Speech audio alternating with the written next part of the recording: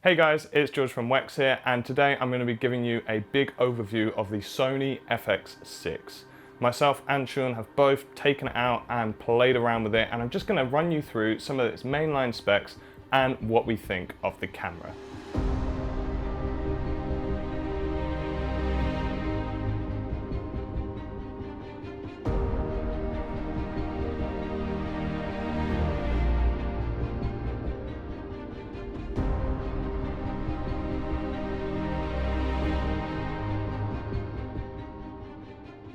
So I'm going to start by running through all of the frame rates and bit rates that the camera can produce. The FX6 can record in XAVCI or XAVCL, so you can record in all-I or you can record in long-op. When shooting in XAVCI, you get the full-blown 10-bit 422 image. You can shoot in DCI 4K up to 60p. You can shoot in UHD 4K up to 120p, and you can shoot 1080p up to 240 frames per second. If you want to shoot in XAVCL, then when you're filming in 4K, you actually have to shoot in 8-bit 420, but that is still 4K up to 120p. Or you can also shoot in XAVCL in 10-bit, but it has to be in 1080p, but that can go the full whack up to 240 frames per second as well.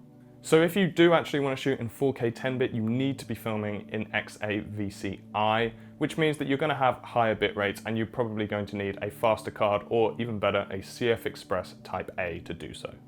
Now this camera can actually shoot in a huge variety of bit rates ranging from 35 megabits per second all the way up to a huge 600 megabits per second. I actually think this is really cool because it makes the camera super versatile. If you're a self-shooter, you need to process your project really quickly, or you have a fast turnaround, or maybe you just don't really have the best computer for editing, then you can shoot in the lower bitrate modes, which basically will make your workflow so much easier and simpler.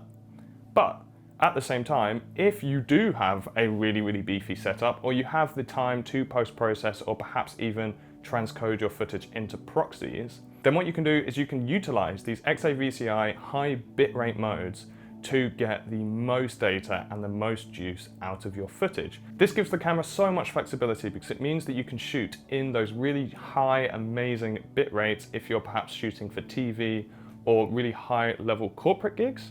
But you can also shoot in the lower bit rate, so if you have a fast turnaround or you're not working on ultra professional stuff, maybe it's just going out on social media or something like that, then you can shoot those lower bit rates. It's catering to everybody.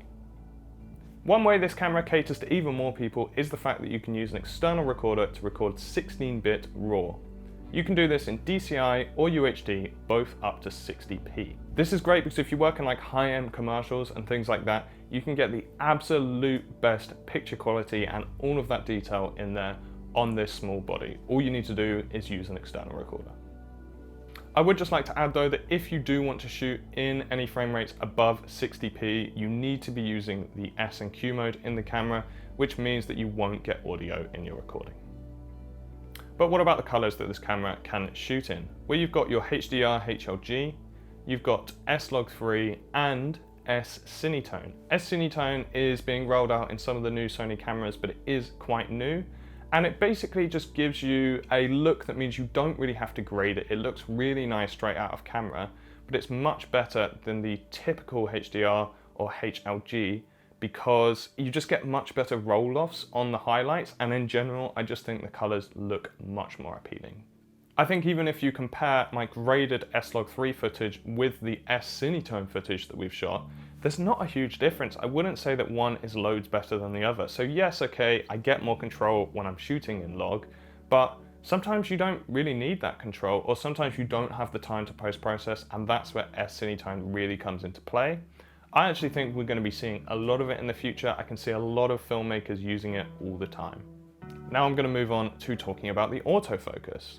The autofocus system in this camera is really good. I'd actually say it's quite a similar quality to that of the A7S III. The face detection is excellent. You can see some shots I got here of Sean where we're just testing out the autofocus and how quick it is to lock on to the eye, and I think you'll agree I'm very impressed. Even when I asked Sean to turn around and walk away from the camera, it still tracked him even though there wasn't an iron shot and we actually had it set to IAF. I even shot a piece to camera the other day using the FX6 and the autofocus, and I have to say it was so nice to use. Usually when I film my piece to cameras, I'm manual focusing, so I'm always kind of slightly terrified that I'm going to be a little bit soft. So it's just really nice to know that the FX6 IAF will cover all of that. There isn't going to be any hunting or anything like that. It's just going to be really solid.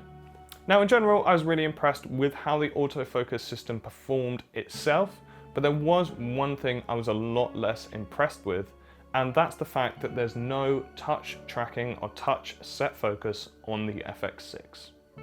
When I used the A7S III a few months ago, it had this amazing touch autofocus system, and literally all you needed to do was you'd go tap the screen on the point at which you'd want to set the focus to and it would do it. And you could even enable it to track, so I could just tap the screen on somebody's face or a moving object and I could move around, or the subject could move around, and I'd know that it would track it and follow it actually incredibly reliably.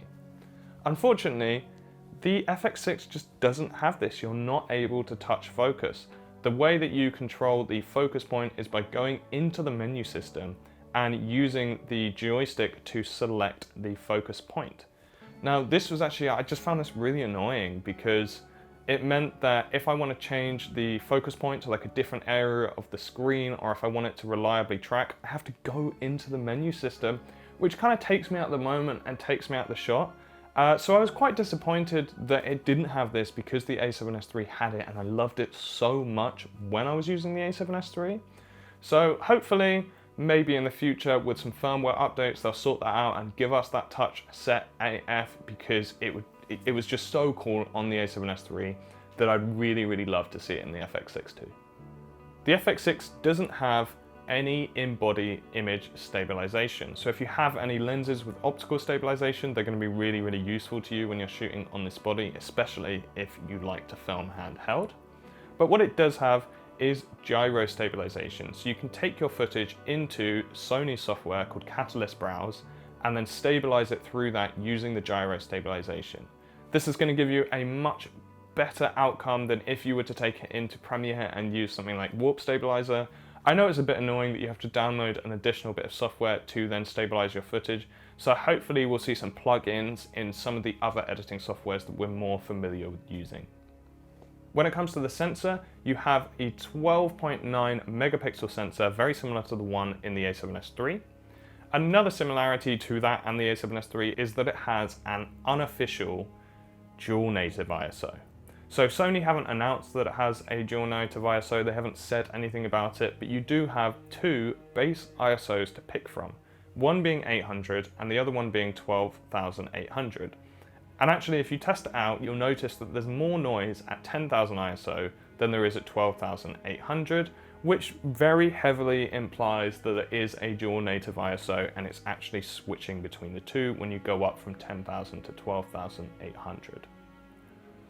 This is incredibly useful for low light filming because it means that just having a dual native ISO means that when you're shooting at those higher ISOs, you're going to get cleaner, nicer looking footage. So it's no surprise that with this dual native ISO on the FX6 that it's really good at shooting in low light. One of the key differences though between the FX6 and the A7S III when shooting in low light is that on the A7S III you have no control over your noise reduction, it just reduces it for you in camera. Whereas on the FX6 you can actually set the noise reduction to be however you want. So you can either turn off noise reduction, you can set it to low, medium or high.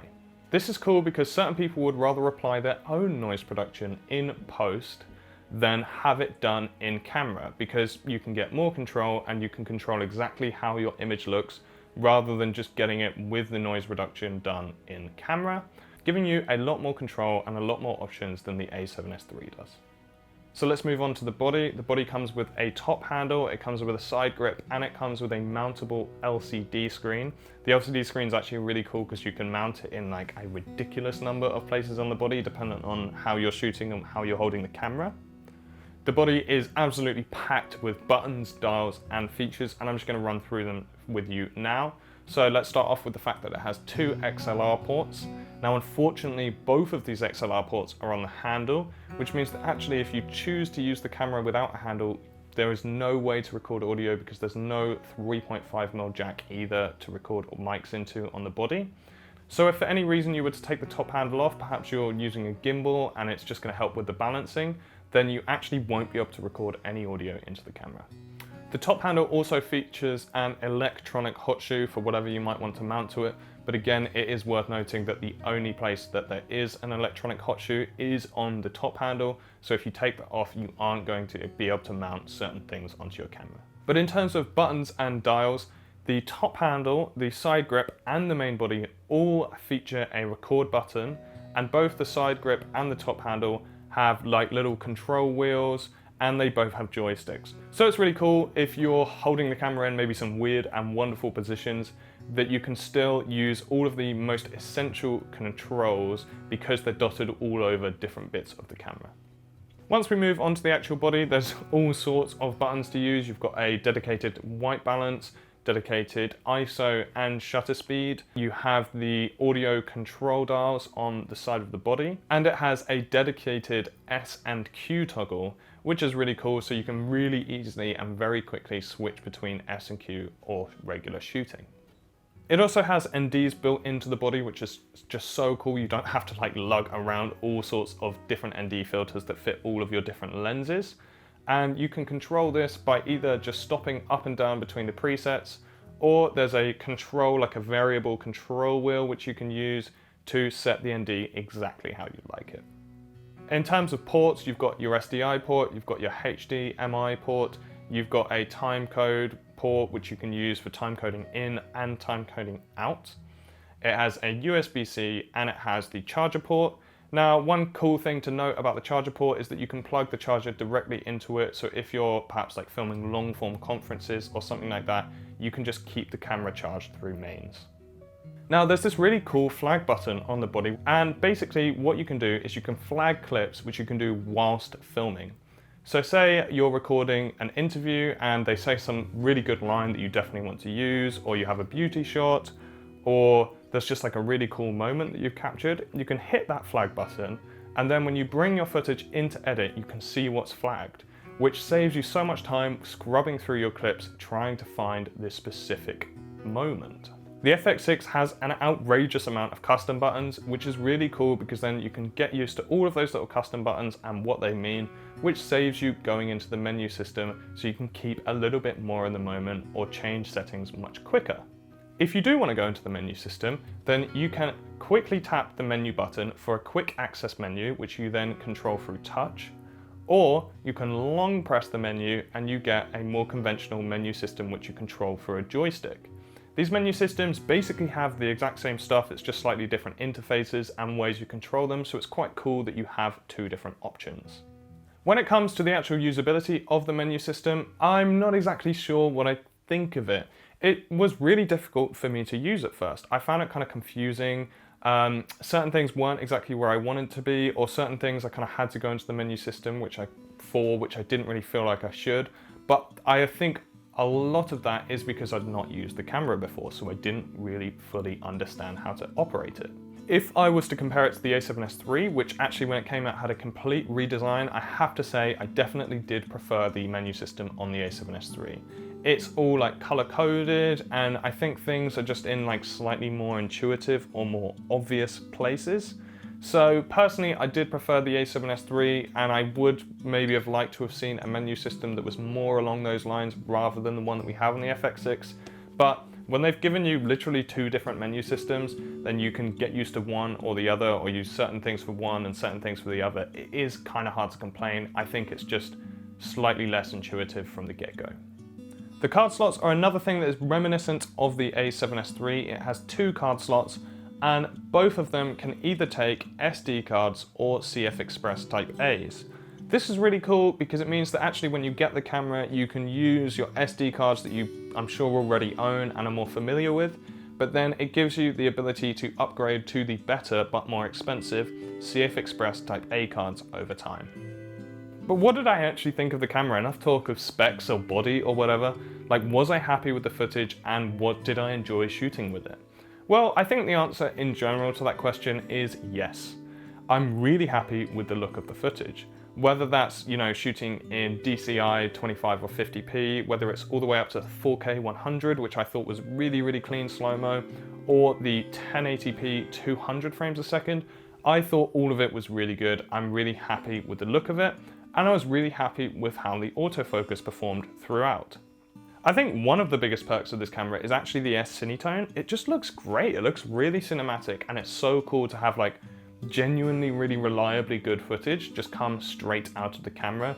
I think we're going to be seeing a lot of S-Cinetone being used in the future.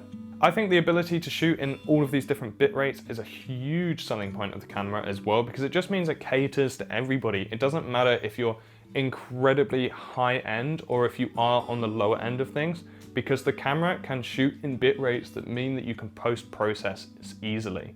So it just gives you that control and makes it really versatile. So it's nice to know that if you bought this camera, you can go and bring it on your shoot, which has like an insanely fast turnaround. It might be quite stressful, but you can also bring it on your absolute highest end shoot and know that it's going to give you good enough quality. It means that it's a bit of a one camera fits all in terms of what situation or what kind of shooter you are, which is just great because it just means it's going to appeal to everybody and we're all going to have different reasons as to why we like it.